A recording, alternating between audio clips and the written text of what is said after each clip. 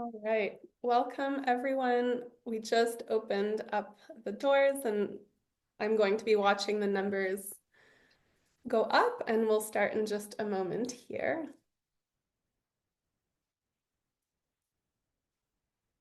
So this is week 2 of our Climate Communications training series. And while we wait for people to join in the chat or to join us, I thought that it would be great for everyone to put their name and organization in the chat. Just introduce yourself to the group. We have a big group today and a lot of interactive activities, so you'll get to know some of each other or maybe reconnect with one another if you already know each other from other webinars or conferences. So while we wait, you can just put your name and organization in the chat. That would be lovely. Hi, Sarah. Hi, Danielle. Hello, Gino.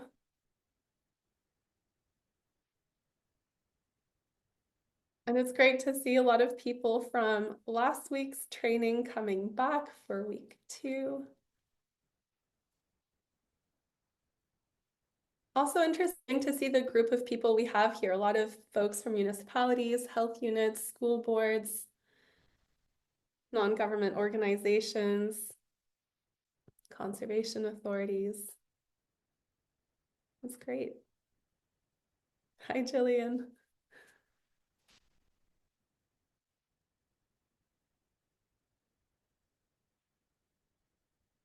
All right, well, our numbers are pretty high, so I think I'll just go ahead and get started, but please continue to introduce yourselves to everyone else by putting your name and organization in the chat.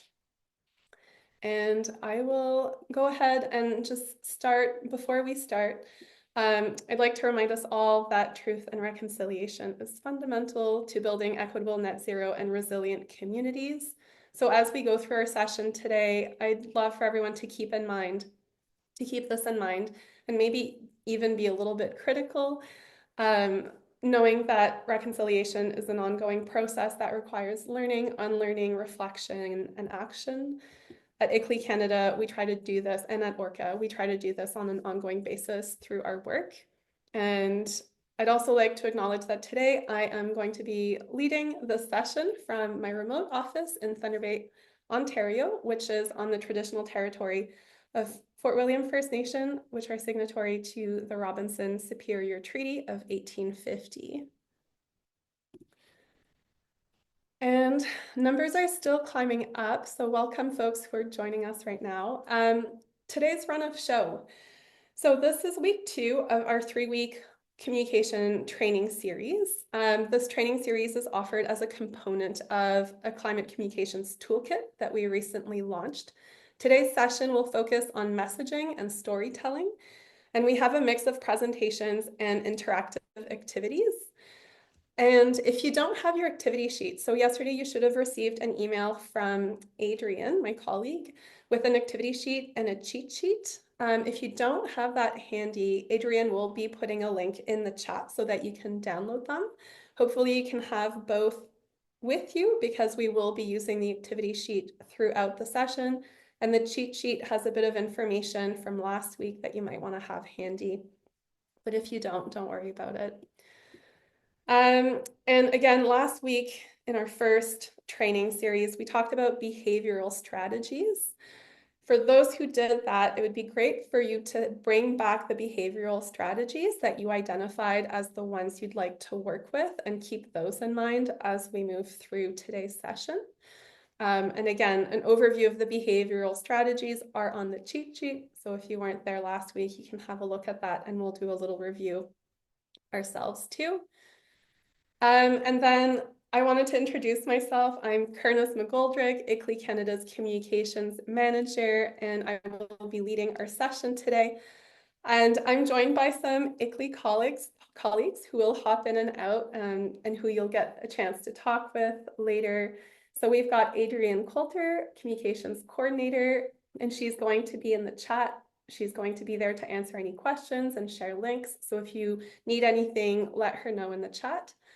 We also have Haley Anderson, a project coordinator, Haley was one of the co-authors of the Climate Communications Toolkit, so she's here today to help with some of the activities and also answer questions in the chat.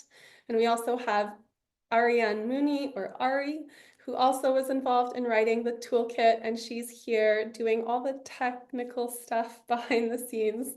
So if you have any technical issues, you can ask Ari for help. And we also have a guest speaker, Ian Morrow. I'll give a more detailed introduction in just a second, but he will be jumping in and sharing some of his great insights and perspectives around storytelling. And just a few housekeeping notes. Today's session is being recorded. The breakouts, so we will be going into breakouts for some of the activities. The breakouts will not be recorded, so you can be completely candid and unbothered by video in the breakout sessions. And for the breakouts especially, we really encourage you to turn on your camera so that you can meet one another and really kind of dive into the activities. Messaging and storytelling is an art. It's helpful to brainstorm and be creative and talk about it with other people. So hopefully this is a chance to do some of that. And today's session is in English, as I'm sure all of you know. So let me just talk a little bit about the Climate Communications Toolkit before we truly move into the session. So as I mentioned, today's session is part of this toolkit. Today we're going to be talking about content that's included in part 1 of the toolkit's playbook. So pages 19 or 17 to 19, or define your audience, and pages 24 to 29, or develop your messaging. We're going to touch on some of the content in the playbook, but there will be a lot more content in the playbook. So go ahead and read the playbook at some point, or perhaps you've already done so, but those are the pages that have more content. Today, we're really just touching on the practices, the approaches outlined in the playbook so that we can really try them out and see what it's like in a practical setting. I also want to mention that the playbook and the toolkit was developed with resilience in mind, but it can be applied to anything like climate mitigation, biodiversity, and other sustainability initiatives. So we do have some resilience examples, but you can really apply this to anything. And truly the aim is to help you get so skilled in action-oriented communications that you can integrate these strategies into any climate conversation with any audience and at any scale. So in the toolkit, we've got the playbook. We also have 30 case stories. It's a lot. Hopefully you can explore them at your leisure. They have a lot of great examples. And we have this training series that today's session is a part of. The training series is 3 weeks. Today's week is week 2 of the training series. And all trainings will be recorded. The recordings for all 3 sessions will be available once the whole series is done at the end of February, so that you can refer back to it. But as a participant for today, you will get a little preview link to rewatch this recording as soon as we can make that available so that you can come back and revisit any concepts, and then you can also revisit that as well as the other 2 series later on once they're all available. This series was really popular, so I just want to mention if you didn't sign up for week 3 or you missed week 1, please don't worry about it. We will have other trainings. A webinar is already in the works. We'll have a training workshop at Livable Cities Forum again this year. And then we would also be happy to do workshops elsewhere as needed. So that's always an option. And so for today, so week 2 of this training series within the context of the toolkit. So today our goal really is to help you define your audience in your climate communications so that you can align your messages with your audience's worldviews, priorities, and values. We'll also explore how storytelling can be used to make climate messages resonate on an emotional and personal level. And we'll practice using storytelling and other behavioral strategies to develop compelling messaging. So those are our 3 goals today. And like I mentioned, we have Ian Morrow as our guest speaker. So Ian will talk about storytelling. He is the executive director at the Pacific Institute for Climate Solutions and professor at the University of Victoria. He is a scientist, he's a filmmaker, he is so many different things. His climate communication scholarships and multimedia research projects explore climate, energy, environment, health, and the vital role of local and Indigenous knowledges in understanding and adapting to change. And he's got a lot of great projects he's done in the past, a lot of great projects on the go, and we'll get a chance to hear about how he approaches climate communications through the lens of storytelling in a little bit. But first, let's dive right into our first activity for today. So for this one, please pull out your activity sheet. And activity 1 on your activity sheet is this climate action tree activity. We did this last week, so if you've already done it, it's a chance for you to revisit your action or maybe pick a different one. So the idea here is we'd love for you to pick an action that you will work with today, an action for which you will develop messaging for today. The first step in climate messaging is really to decide what are we talking about here? And we're framing that in the context of a specific action. The trunk of your action tree is a broad strategic goal or objective that would be maybe in your climate plan, your adaptation plan. So something like reduce basement flooding. And then you can think of branches as actions that support that goal or objective. So something more specific with an outcome, like increase the uptake in backflow valve subsidy program. That would be a branch. And then a leaf is even more specific, and this is really where we want to focus today. And we're talking about the leaf as an outcome that will be achieved by engaging a specific audience. So we bring the audience into it. And so for any given branch, you can have many different leaves or many different audiences that will help you achieve your outcome. And with that strategic goal, you can have many different branches. So take a moment and just think of what's your trunk, what's your branch, and what's your leaf for today. And I'd love for you to think back about this once we start in our breakouts, especially. I find that when we get into messaging, it's very easy to start writing a message for a different leaf, a different audience, or even a different branch or a sub-branch. So it's really good to get as specific as possible, and hopefully this activity and analogy will help with that. And like we did last week, we would love to hear what are some of your action leaves that you will be working with today. So if you have it, please put it in the chat. And also this week we have a bit of background music that I'm going to play while we're waiting for people to write in the chat, trying to fill the activity moment. Music being a form of storytelling, perhaps.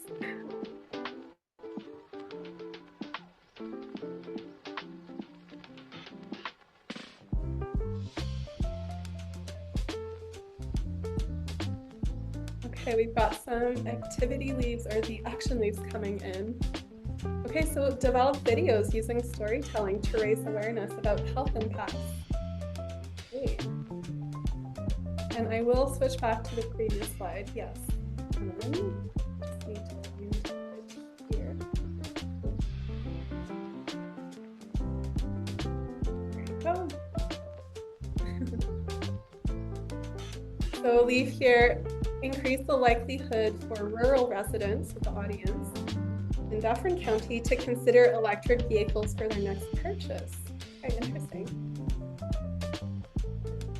Increase participation in the Strata Energy Advisor Program in downtown New Westminster neighborhood. The Home Retrofit Equity Deserving Group of the City of Brampton. Increase composting in our rural area. So some really good leaves here. So please keep sharing your leaves. I'm going to keep moving us through here so we can get to Ian's presentation eventually. But please keep sharing the leaves. It'll be great to kind of come back and also get a sense of how many different types of leaves we can work with. And I'll also pause my little music here. So the next thing I wanted to talk about was this idea of audiences having feelings. It's a little bit, obviously, audiences don't have feelings, but I wanted to talk about why we should think of audiences as having feelings when we talk about messaging and storytelling.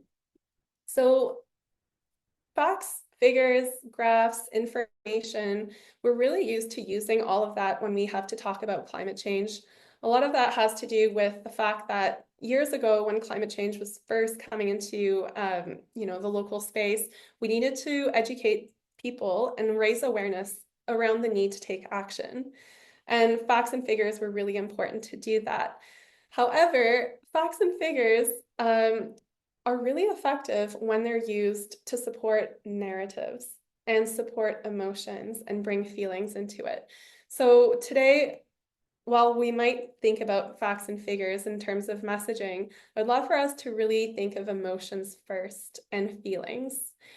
At the end of the day, it's not enough for people to know about climate change. They need to care about it, be motivated to take action, and emotions play a really important role in that. If we want messages to make people feel certain emotions, we need to really think about that when we're crafting the message. Sometimes we do so inadvertently, but it's helpful to think, do we want to contribute to fear and sadness or anger?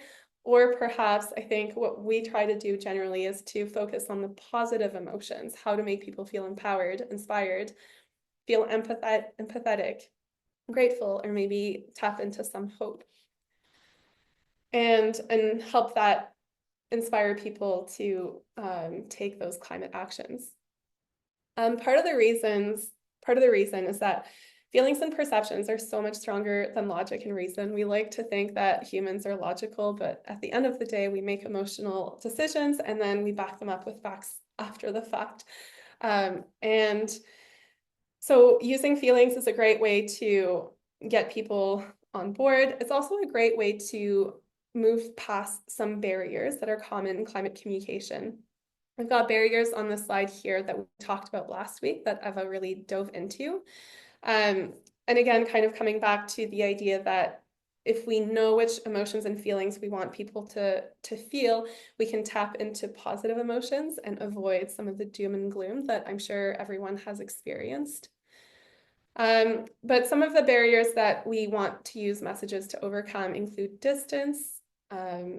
Climate change has a distant issue, and we can use personal stories, local messages, and stories to do that. Storytelling is really great in terms of reducing that perceived distance, getting over doom and gloom, messages that amplify the feelings of hope and empowerment are really great at that.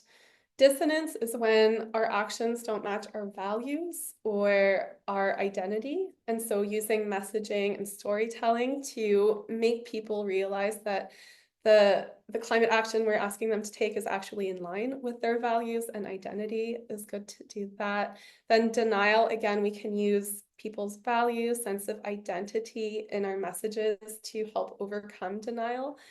And stories can be great to show that climate change is actually happening to people we care about, things we care about, close to us in our neighborhood, in the cities or the landscapes that we really value and love.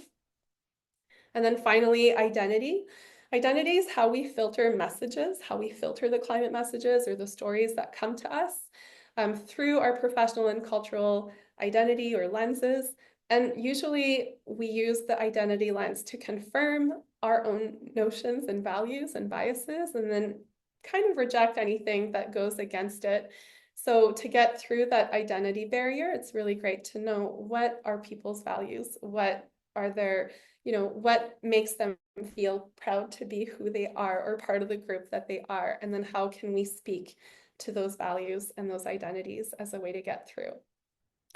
And then I also want to mention that beyond the 5 Ds, the distance, doom, dissonance, denial, and identity, D, we also need to talk about or think about accessibility and equity as barriers as well. Things like the language we use in our messages, the way we communicate, whether it's very text heavy or perhaps more visual, and also what we're asking people to do in the messages themselves, have an impact with how the messages are received and acted on. For example, instead of saying, come to our open house to tell us what you think of our new climate plan, you can say, we have a family event at this community center with childcare. Come talk about the future of our community and climate. So just thinking about the accessibility and things like childcare, language, work time, things like that. And then also different messages for different folks. These are a few examples of some of the common audiences that we talk to in terms of climate messaging. And we're going to dive into, what are our different audiences in just a second, but the way we talk to an elected official, very different from how we talk to community residents or community groups and NGOs. So just knowing that the way we talk to folks changes. And also a thing that's helpful to think about in terms of who we are talking to is what ties an audience together. So on the previous slide, we have these general groupings, but we can be a little bit more specific depending on our audience. So these are socio-demographic characteristics that you might want to consider when you're defining your audience. It doesn't have to be an answer for each one of them. You can kind of pick and choose depending on the action that you want to connect with an audience about. Worldviews, like I mentioned, is another really important consideration. What is your audience thinking about? How do they identify?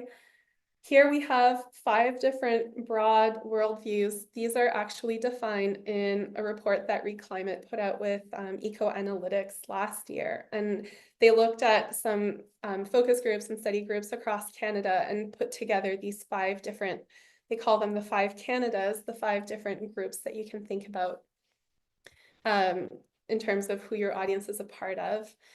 And each of these different groups have different values. If progressive activists, as they're called here, might be more environmentally conscious, for example. Civic nationals might be fiscally conscious or more traditional, perhaps. Centrist liberals, I don't actually have everything handy, but we have different values for each of these audiences, and it's helpful to think, where does my audience land and what might be some of their values? We actually have a lot of the potential worldviews on your cheat sheet, so you could refer to that as examples. And then another way to think about audiences is the level of climate concern. Are they very concerned and motivated to take action? Are they not concerned at all and maybe even don't believe in climate change? Or are they somewhere in the middle? And what we like to say is the movable middle. Somewhat concerned or not very concerned, but could be convinced if we approach the climate messaging or the story with the right frame. Kind of, again, tapping into their values, their identities, addressing priorities or concerns that they have, not necessarily talking about climate change. Some of the other concerns and priorities that might be a good way to tap into or talk about climate change with folks in the movable middle can really range. This is a list of examples. It's a little bit arbitrary. There could be a lot more added to this, but we didn't want to go too overboard with them.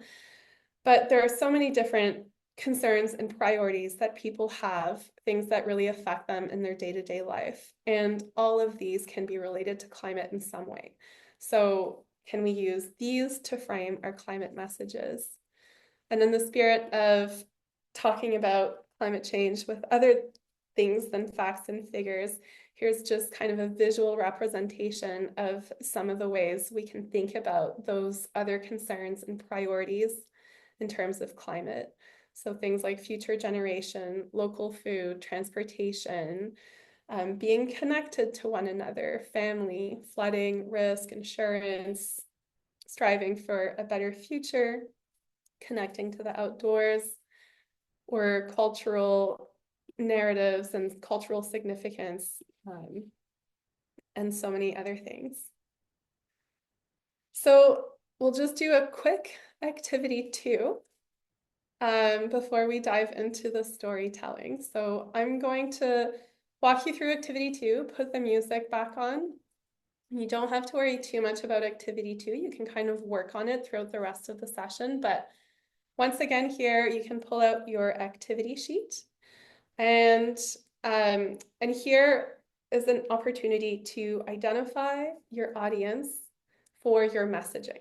So with everything that we just talked about, knowing that we want to connect to your audience at an emotional level, and there's so many different ways to think about audience, you can use activity two to check off boxes of the different worldviews and values, level of climate concern, and concerns and priorities your audience might have. And also give your audience a little name and maybe some socio-demographic characteristics that they might have. So I will put on our music here and give us a little moment to fill out activity two. And then you can keep your audience in mind as we go through examples of storytelling and what might resonate with your audience, what might be a good way to connect with them. And while we wait, I'm going to see if there's any questions in the chat.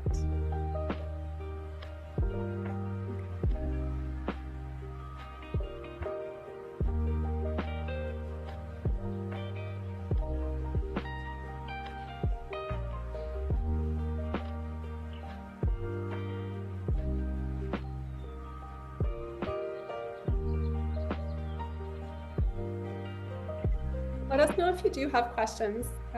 Like I said, we're all here to answer questions if you need anything.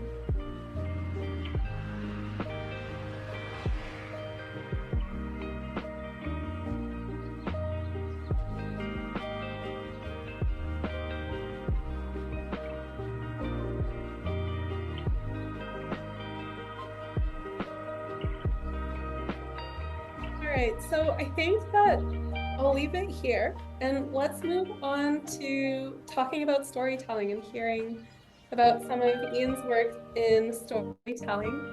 And like I said, you can come back to your audience activity at any time. But I will stop my share now and hand over the floor to Ian.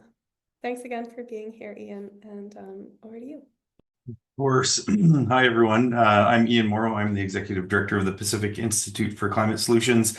I'm coming to you from Lekwungen speaking territory here at the University of Victoria.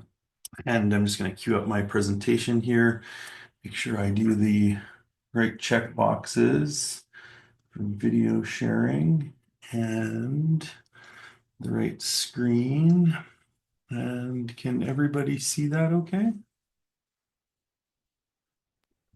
Yeah, looks good. Yes.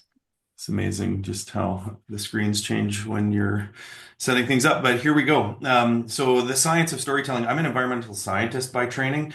And as I got into environmental science and I was studying physics and chemistry and ecology and biology, and trying to contend with the complexity of a changing environment, it became clear to me that storytelling and communications was just as important as the science itself, because to get traction and change, we need to be able to tell the story of what's taking place in the kind of sciences. And so I became a filmmaker, and I've got a journey that I'm going to tell you a little bit about. Right now, I'm at the Pacific Institute for Climate Solutions, and it's a network of the 4 universities that you see on the bottom. And I'll tell you a little bit about that journey of kind of networking these universities in a storytelling journey. But my journey starts in the Arctic. And so when I was doing my environmental science degree, I got the opportunity to travel to the Canadian Arctic to Nunavut. And this shot is from Igloolik, and I call this the tipping point. And so we know we're at a tipping point with climate. And in the Arctic, the sea ice is receding, and that dark ocean is absorbing heat, and it's actually driving warming from the ocean accelerating the sea ice loss. And it's a major, major problem. The Arctic, and as many have said, is the air conditioner of the world. And I ended up making a film about climate change in the Arctic, a film about climate change in Atlantic Canada, and a film about climate change in British Columbia. So I've been all over the country, and I know there's many people on the call today from various locales, geographies, and jurisdictions across this country we call Canada. And so I've got kind of experience storytelling in these different kind of jurisdictions. So that storytelling journey, I went up to the Arctic, I was teaching in the Arctic, I was studying in the Arctic, and I had the great privilege of meeting a guy named Zacharias Kunuk. And Zach Kunuk is the great Inuk filmmaker that made Atanadjoa, the Fast Runner, which is considered the most important Canadian film ever made by many film critics. And Zach and I were talking, and he said, well, you're working on climate change, you're a scientist, I'm an Inuit filmmaker and hunter, and maybe we should work together and make a film on climate change. And so we ended up making the world's first Inuktitut language film on climate change. And so when we're telling stories, it really matters whose story we're telling and how we're telling it, who's at the table, who's making it. And so this was an Inuit-led process that I was involved in. There's an elder there in the middle, Augustine Takaugak. He sat with us as we were editing the film, and we engaged community. And I would say in storytelling and in communications, it's really an engagement process around how we pull people into being part of a story, not just telling them a story. And that's how I make films. And so this is Zach and I on the top right. A grad student of mine, Natalie Baird, followed up in the Arctic in some of the work. And this is a participatory process, building trust in relationships, co-creation, synthesis and feedback and sharing. And we do that through cameras. So using cameras as an engagement tool, that's part of my filmmaking process. And that's how I've made a lot of the films that you'll see here. In terms of science and that idea of whose perspective is on the table, this is Inusik Nashalik. He was the oldest man in Pangnirtung, a place where I spent a lot of time. And Inusik would tell us that the icebergs were alive. And as a scientist, talking about that, is in many ways heresy. It's in many ways people will say I'm a traitor against my own discipline. To take that seriously. And one day I was in a boat with my friend Sim Kurualek, and we came around this majestic iceberg that you're looking at, and there was this image, this actual ice form of a human body there, the head, the eyes, the mouth, the arm, looking over this boulder. And Sim said to me, he's like, see, they're alive.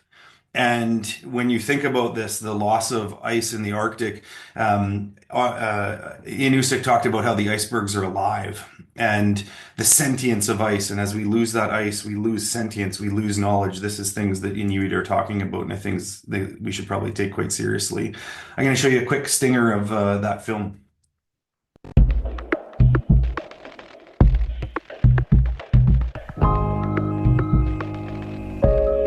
Uluya naktunalo nang itu nunak dua miu lima non amane ukiokta tu miu tu inanu taman na ilingang ininga ipinak tualo wale tu inaman manili nunatini atu tau si manak pau yaso ngata nunami tu tau nak pa musim majualu wata silak tuale mami te man tanalo anna nak ninga ipiginak sarillo ko tat suminga oha magalo ka swang luta hawi mat siga swang luta ninyaw reha sila puno aji kunni palle aja ini jo aji kunni palle aja aji kunni palle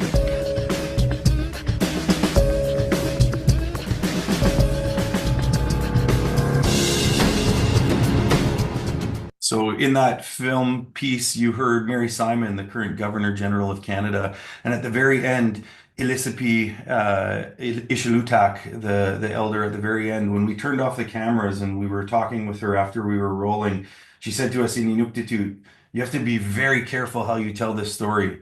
She said, if you tell this story with doom and gloom and there's no future, there's no way out, she said, that's exactly what you'll get.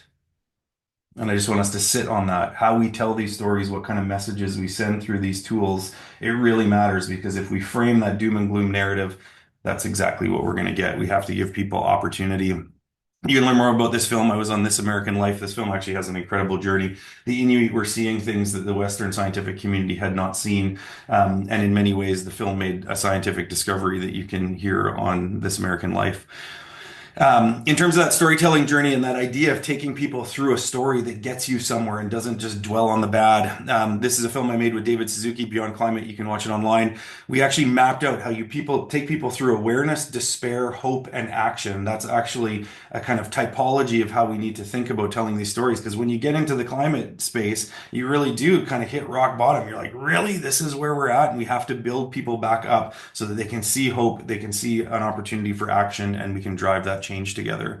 If you've never made a film, this is what it looks like. It's like a bunch of Lego blocks. It's so exciting and so fun. And when we were editing with Zach and Augustine, Augustine said in Inuktitut to Zach, he said, "You're the Anyukakjuak, you're the big boss." And he looked at me and he said, I was the editor. He said, "You're the igloo builder." It's like building an igloo out of these Lego blocks, telling these kind of complex stories. It's a lot of fun. But once you finish a film, it's actually the beginning. Once you finish a report, it's actually the beginning. Once you finish, something in your work that you want to communicate, it's the beginning of that storytelling journey, and it's about engagement. Again, how do you get something off the shelf into the hands and hearts and minds of people? And I just want to double down on what Curtis was saying, that emotional space. How do you pull people in? And so engagement with the Beyond Climate, David Suzuki and I toured this around coastal BC and in fact Canada at one point. And I'll quickly show you the trailer for this film so you can get a flavor for how these kind of films are assembled and put together with diverse voices. The issue of climate is really the critical, the existential issue of our time. The science has been in for over 30 years. We know that the problems that our children and grandchildren face will be immense. We're dealing with the situation where we have more extremes going on. Something major is always happening now. Wildland fires are starting in July and going through to September. So it's changing, definitely. It's a little bit hard for people to come to terms with because this is not how things are supposed to be. The entire planet is now at risk because humans have become so powerful that we're actually impacting the air, the water, the soil in a way that no other species has ever done. The cumulative effects of development has a great effect on climate change, and it's coming to a place that maybe we can't come back from. These are pipelines to the sky. These are taking carbon and sticking it in the air. Sooner or later, somewhere along the way, it gets burnt, it goes up there. Fundamentally, I think there's just some projects out there that Indigenous people and Canadians, British Columbians have a right to say no to. It's just not about quarterly profit margins for corporate interests. If we don't stand up and do something, I don't feel comfortable pushing this off to my children to tackle. We have to take responsibility. We can't, in our own private lives, abdicate. It's too big for me. Throughout history, anytime there has been significant change, it's when a large number of people in a culture have engaged in that change. And I think that's the part we've been missing on climate, is leaving the people out. Many of my colleagues who I have tremendous respect for are saying, look, it's too late. But I tell them, look, we don't know enough to say it's too late.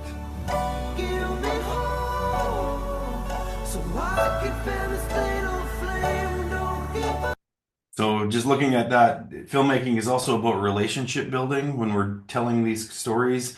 I look at that film, I actually shot it starting 10 years ago and released it probably 8 years ago. And many of the people that I met in that storytelling journey, I'm still working with. And when we kind of finished the films, I said, we've got all the cutting room floor. So when you're collecting stories, people are trusting you with their knowledge, their information, their hopes and dreams for the future. And there's a responsibility with storytelling and being a storyteller. And so I said, what do we do with this? And I ended up moving back to Winnipeg, where I'm from, and started the Prairie Climate Center at the University of Winnipeg. And the team there was a group of climatologists. And we said, well, let's bring science and storytelling together. And with the climate science and the storytelling, we built something called the Climate Atlas of Canada. Many of you use it probably in your municipal work. It's quite highly used across the country. And we launched it in 2018 with then Minister of Environment, Catherine McKenna. was the first national climate portal. And I just want to give a shout out to Selkirk. Many of you are municipalities on the call. We ended up using the Climate Atlas to develop a climate change adaptation strategy with the city of Selkirk. And the communication of complex science into simple, easy to understand, seasonal kind of impacts and seasonal opportunities so that people could track with climate change as an annual activity that linked to the service delivery of a municipality. That was the decoder ring. That was the way we communicated this. It wasn't this big global issue. It was actually a seasonal thing that hit the community in a certain kind of way that allowed you to respond in a way that made sense to the municipal workers and the staff. And so how we distill these things down matter, and Selkirk is a really good example of that. When we launched the Climate Atlas, we knew that we had launched a Western tool with Western maps and we had left Indigenous people out. And so what we had set to do, and it was just simply because it was a massive lift to build this atlas, we immediately, knowing that we needed to decolonize this tool, held gatherings at the Turtle Lodge. The elder in the chair, Elder Dave Kershane, is quite a significant leader who's now passed, who is leading the Indigenous kind of wisdom gatherings around climate change. And we convene people to talk about how to indigenize the Climate Atlas. And so again, whose story? How do we build this? We were talking about reconciliation at the beginning, and we actually worked with the Assembly of First Nations, Inuit Kitanami, and the Métis National Council to bring this kind of distinctions-based map together with resources. And so now you can see on the Atlas all of the 600 plus First Nations across this country called Canada are listed, and how people see themselves in the story matters. How people see themselves. Are you on the map? If you're not on the map, then you're not part of the story. And so this is really, really important. And maps are important storytelling tools that can connect people to place. And I think that's a really important part about storytelling. If you can make it place-based, and Kurnis was talking about emotions, place and emotion, place and perception. You know, I'm looking out at the trees here. You know, it helps you kind of connect into, oh, this is real. This isn't some abstract concept. This is real. And so the Atlas, with storytelling, science, mapping, video, it tries to pull people in. And I think, you know, not everybody's going to build a climate atlas, but in your work, those principles still matter. You can check out tons of films in here. I think there's 70 plus films that myself and a team had contributed to and built that are really, really useful in all the jurisdictions that you're working. And I just want to give a shout out to Brett Hewson, who's worked a lot with ICLEI and others. He helped lead the Indigenous Climate Atlas work. And again, we got a lot of attention for that, decolonizing these maps and doing these things in a good way. And Brett is a huge colleague in that way. From that journey, I'm gonna spill the coffee here. From that journey, David and I decided we wanted to drive an electric car across Canada and look at what the future of electrification was. And so this is a film I have in the can that was yet to be edited, but we will be getting it out. And there is so much cool stuff happening. We traveled to Kainai Nation and Blackfoot Confederacy area to look at bison reintroductions.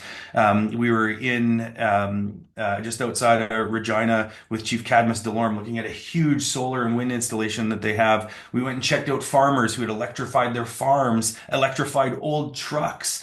And the solutions are real. They're out there. They're on the landscape. This is that hopeful future that we need to cultivate. And, you know, we were driving across the country in an electric vehicle. It's possible to do. We stopped at Henvey Inlet just outside of Sudbury. And this, if you look in the background there, there's a whole bunch of wind turbines. And underneath the wind turbines are the conservation area and serious restoration work, protecting biodiversity while also generating clean electricity. And that is the kind of future that is out there. That is real. It's happening. And we want people to know that. You know, Suzuki looking super cool in the 70s, too hot to handle. Let's stop climate change. He's been doing it a long time. That journey continues. I'm going to wrap up fairly quickly here. But at PICS, we're a network that binds UVic, Simon Fraser University, University of Northern British Columbia, and UBC together to do climate impacts and climate adaptation research and knowledge mobilization.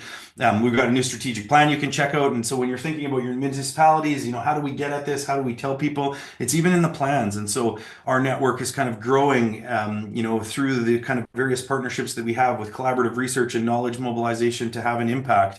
And again, that is really core to what we do. And so, knowledge mobilization and communication can be a core tenet in your planning. And if you build it in like that, you can have an impact. We've got an annual report you can check out, but how we distill down complex science into relatable stories. And so that's the work of our comms team here, working with our partners, Prescribe Burns and Gittinyow Nation. Really cool stuff where elders are on the landscape, lighting fires as a risk resilience reduction measure. All kinds of cool stuff going on out here. This is Darlene Vey doing that, and we're actually going to make a film about this. National Geographic's involved in the project, and so how we look at science and storytell it is key. We've got a really cool climate course that you can check out, and again, education, science, storytelling, how we get to people in this course is on our website, and it's actually being used by 35,000 public civil servants out here in BC, and it's partly because of the way that it's designed. It's interactive, it's engaging. Graphic design, I can't tell you how important that is to have a good graphic designer, because it pulls people in visually. That's really powerful and important, and you'll see it kind of throughout my work here. With respect to Indigenous knowledges, again, just showing that deep commitment. This is our VP research here at University of Victoria talking about seeding good relations in unceded territory, and that's part of our strategic plan. Out here in BC, the First Nations have really, really sophisticated climate strategies that you can kind of see here. And when I got here 2 years ago, I said, what can we do to help? And they said, well, don't go and create your own strategy. Help us, implement ours. And I think, again, this is BC, it's a specific context, but that's good medicine. That is a good principle to follow in all of our work. Let's find out what First Nations and Indigenous communities want to do and try to lift that up and support that. And so just a couple of weeks ago, we were at a big gathering here with the Premier and a bunch of ministers with the First Nations leadership out here in BC, and we presented and signed off on a relationship protocol. And that relationship protocol, again, brings together the real possibility of partnership around developing strategy that supports the BC First Nation vision for climate futures. And again, this rolling relationality, Brett helped design this. And so Brett's design, and he says at the center, the symbol of two hands embodies reciprocity and respect and the principles that guide this agreement. And so this storytelling has to be done in that kind of respectful way with our partners, and even foundationally built into relationship protocols with Indigenous communities. Out here we have Silawat Kluche. She got co-nominated for the Nobel Peace Prize with Al Gore, and she's an Inuit climate leadership person, and she's our inaugural Indigenous Climate Fellow. And there's a really cool video that we made with her that you can check out if you're interested. It's on our website. And again, the website has a lot of this material. You can see this in action. Again, trying to be relatable, trying to be inspiring. The visuals matter when we're doing this kind of storytelling work. And we just launched this, and I think it's relevant, how to get BC's climate groove back. And so I'm here talking about the importance of climate change, and we're all interested in it, but the world's interest is waning. Trump just pulled the US out of the Paris Accord. Affordability, housing, tariffs, all of the pressure on society have actually made climate kind of drop off the radar, or drop, considerably down in the priorities. And so we have to really think about that and think about how we deal with this. And that's some of the work that we're engaging with our scholarly network on. And we have to realize that the conversation has changed. It's not about denial anymore. We're seeing discourses of climate delay. And so there's a lot of conversation about, oh yeah, climate change is important, but we just got to slow down. That's not as important as everything else. And I would contend that's not good advice. We have to figure out how to be ambitious on all fronts. And so this work is about strategies around communications and how we deal with disengagement. And you can look at that as a resource. Final thoughts. If you're following the climate science, you would know that a number of years ago, the Intergovernmental Panel on Climate Change did a big report and said, if we broach 1.5 degrees Celsius global mean annual temperature, 1.5 degrees since industrialization, since the late 1800s, if we go up 1.5 degrees globally, that's a critical threshold for a safe operating system for humanity, is essentially what the science says.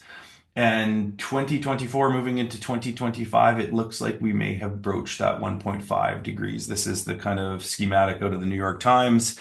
And that is essentially a kind of graph that tracks with greenhouse gas emissions. As greenhouse gas emissions go up, the temperature goes up.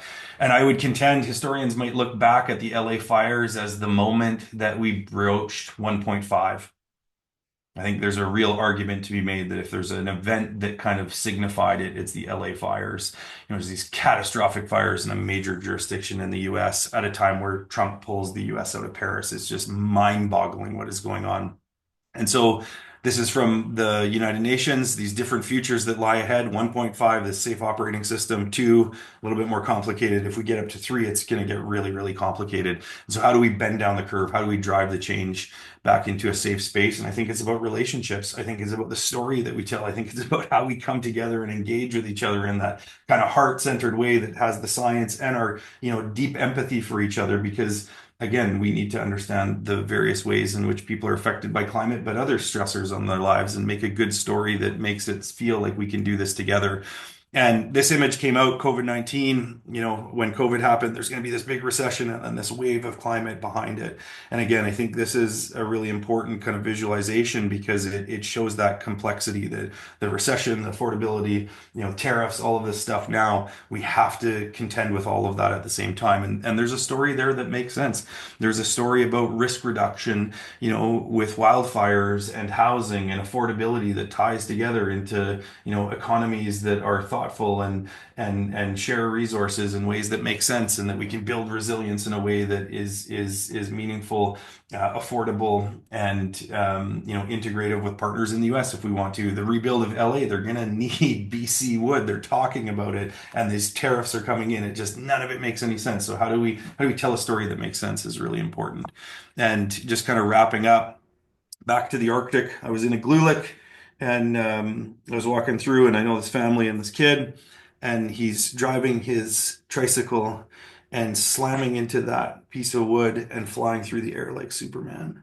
And he's doing it on repeat. He's doing it on repeat. And I just looked at this and I took a photo, and it makes me think of my kids. It makes me think about that next generation, and it makes me think about how young people are so creative. They're so innovative, and they're looking for an opportunity to land safely. They're looking for an opportunity to use their skills to be able to, create a good future for themselves. And I think that's incumbent on us to support that next generation in that good way. And again, there's so many people working on this issue, and there's so many young minds and so many thoughtful kind of scientists and researchers and community members like yourselves that are really driving this change. And together, I think we can really solve this and make sure that those future generations land safely. And so on that note, I'll end it there, and thank you for your time. Thank you so much, Ian. I think I was thinking, looking at your presentation, I'm so happy we're recording this, because there's so much great content there. So everyone, including myself, we can all go back and look and take notes and follow up on some of the information that you shared. I also love that you kind of took us through that journey, the despair and then the hope, and a bit of despair at the end and more hope. But I think that to me really stood out. I think that right now, I don't know, if you'd agree, Ian, but I feel like we're in the despair collectively. It seems like we're in the despair, and we need to look at examples of things that change, look at examples that are already existing, get some hope, and really empower people to take action, and remind ourselves that it does come down to what you say, that relationship, and showing up and doing the work and supporting people that are already doing the work. And communications, storytelling is such a powerful way to do that. Remind ourselves that we can all do something. So I think, looking at the chat and questions, I think a lot of people are really excited about your presentation. Does anyone have any specific questions for Ian while he's here? Or did you have anything that you wanted to? Hi, Ian. I just wanted to bring forth one question from the chat, which is just to say that we shared the link to the Climate Atlas video, the David Suzuki video, and the Inuit Knowledge and Climate Change video. But there were some questions if you have just sort of like a personal website or general repository where people can follow more of your work. So if you do, please put that in the chat. I think many folks would be keen to become followers of your film work. Well, the Climate Atlas is a good place to go. The PICS website is a good place to go. And I've got social media stuff, LinkedIn and whatnot. You can kind of chase me on. But I just want to follow up on something that you just said there, Curtis, around the kind of despair, hope in action kind of continuum. And I was just at SFU, so one of the university partners, and this great facilitator there, her name is Aftab. She runs this thing called the Center for Dialogue, and she was talking about like the collective moment that we're in. There is like a sense of grief. There's a real sense of grief that this kind of momentum on climate change is kind of waning, like I was talking about. And there was also this kind of sense of optimism that we were all in a room together and people are still really committed, right? Because we know how complex this is and how serious it is. And this virtual circle that we're in right now is an example of that. We are still coming together. We are not going to take the pressure off of the importance of these issues. And I think that as we kind of get into this increasingly complex moment where the climate impacts are so real, and so the climate communications kind of theory, has got to do with proximity, as you were talking about, and like that distance, that actual distance from it. And so it's like, oh, it's way up in the Arctic, it's not down here. Well, when I was in the Arctic 20 years ago, that was kind of true. Now it's not. Now that distance has closed, and everywhere in this country of Canada, we are all facing climate impacts. And so the within that, there's a sense of agency, hope, and optimism, because I don't think people will stand around and allow this to continue to occur. And in Canada, we've got a robust system for climate action. I think people are going to stay the course on it. But again, we have to do that in a way, and I think the environmental movement has completely lost itself in a sense, in that we've kind of made it all about the environment all the time, and we haven't taken into account that larger suite of issues that people are really kind of concerned about. And so how we link this into that intersectional lens of different issues, different movements, different kind of considerations, the stronger we will be.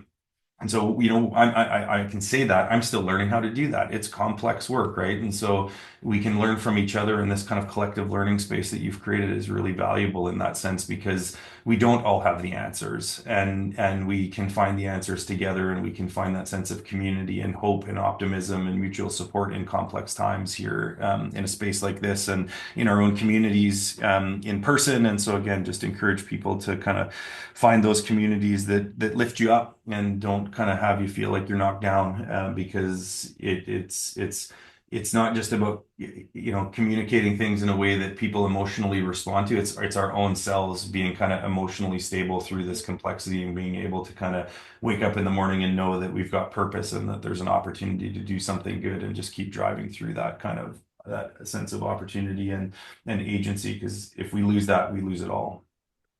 Yeah. Audiences have feelings, and communicators also have feelings. Exactly. We're all in this. Well, thanks again, Ian, so much. I think that that's the perfect segue into the next part of today's session, which is develop your messaging. So kind of taking everything, this idea that we want to share these messages that resonate with people, and what Ian was just saying, we need to find a way to do it so that it's not just about the environment and it's not just about climate. And that's what we're gonna dive into now. So I'm just checking lots of thank yous to Ian in the chat, which is great. Okay, so I think what I'll do now is just a little summary. We're going to review a few things about our audience and about ways to frame messages, and even think about storytelling when we're developing the messages to support our climate action. And then we'll move to our last activity of the day, which will hopefully be the funnest and most useful one. So the first thing is, again, back to the idea that we need to think about what are we talking about? What is the action that we want to support? Back to that decision tree. So I'm not going to dwell on this because we already talked about it, but this is the first thing to keep in mind before we start developing messaging. Next up, the audience. So we already talked about our audience.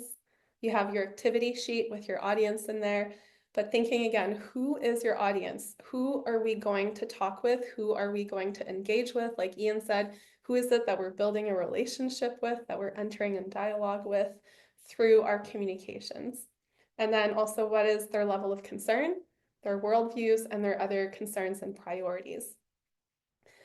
And then with that in mind, there's kind of three buckets or three pathways that you can then think about as you're about to, develop your messages. The first one is framing. So how can you frame your message so that it aligns with the priorities and concerns? of your audience beyond environment and climate, but maybe your audience is all about environment and climate. That's fine too, but thinking beyond that. So there's a few examples here on the slide. The next pathway is storytelling. What kind of storytelling can I use in my message to connect with the audience and evoke feelings and emotions? So a few ways to think of storytelling.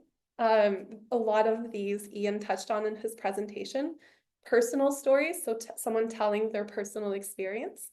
Local success stories, something that we all know, those case stories. This worked really well here. You can do it here too. This worked well for this person. You can do it too. Future vision stories. Ian talked about this a little bit at the start of his presentation. Let's go beyond doom and gloom stories. Let's talk about the future we actually want to create and invite people into that story so that they can feel like they're co-creating it. Visual narratives, so powerful, the before and after. Even that image of the earth with the green, yellow, and red color that Ian had in his presentation, the vision of the future, of what could things look like, what things could look like. Data-driven narratives, so maps are really, really great, or even the graphs that, again, Ian was showing. And then cultural narratives. In a lot of cultures, there's already a lot of stories that are really strong and powerful. Can those be part of the messages? And then obviously thinking ethically and respectfully about cultural narratives, only telling the stories that are ours to tell. Otherwise, it's about inviting people that can tell those stories about their cultures. And then the last pathway, so there's the framing, the storytelling, and the last pathway is behavioral strategies. We talked about some of these last week. Again, you can think about your messages and can I actually bring a behavioral strategy to my message? Can I use carrots and sticks? Say, if you do this, you'll get a reward. Or perhaps timing and tipping points, saying flood season is coming. Here's a message that has to do with the current time that we're in seasonally. And a lot of different ways to think of story or behavioral strategies in your messages. And with that, I'm going to prep us for our last activity, activity 3. Again, this is going to be the fun one, so definitely stick around. So in this activity, we're going to have breakout groups, and then Ari, Haley, Adrian, and myself are going to go around from breakout group to breakout group. This is a chance to get to know each other and also collaborate creatively on some messages. What we'd like you to do is, per group, choose one action and one audience to work with. So at first, just introduce yourselves to the group, share your action and your audience very, very briefly so that you can choose one that you'd like to work with as a group. And then the first thing to do is to think of frames, stories, and behavioral strategies that could work with that particular action and audience. So just think of one frame, one story, and one behavioral strategy. We can do this forever, but we're just going to try to get through the activity. So on your activity sheet, you'll be able to fill that in. And then brainstorm possible messages. So the challenge is, how many can you write? There's bullet points so that you can do 10. Will anyone be able to get to 10? That's a bit of a challenge. And then finally, choose one or two of those brainstorm messages to finalize your message, bringing in that element of framing, storytelling, and behavioral strategy. Excuse me. So just a little example here, and some tips is work with a single action. If you can finish this quickly, you can do a few, which would be really fun. And just have fun and get creative with it. There's no right or wrong answers. This is meant to be creative and yeah, different.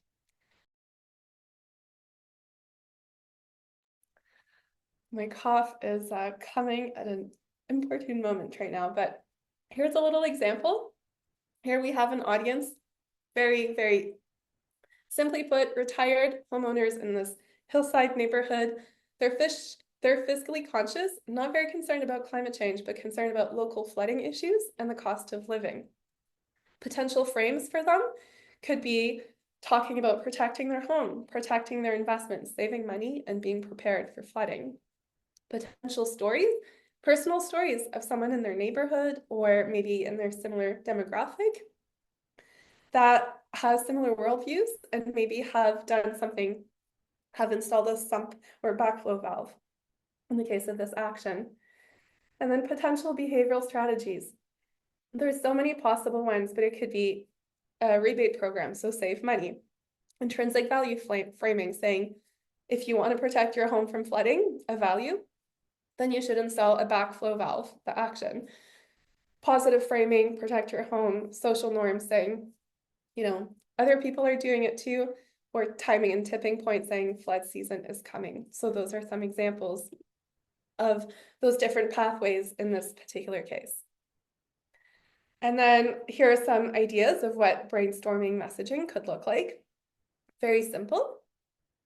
And then some more refined messages here. So in this case,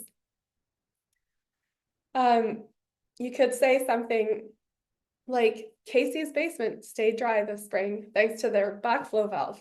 Learn how you can protect your basement too.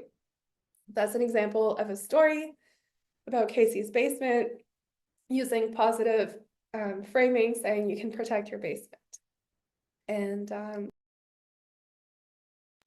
with that, since I'm clearly needing to cough a lot right now, I think we will do the breakout rooms, and Ari, Adrian, Haley, and I will be in the breakout groups.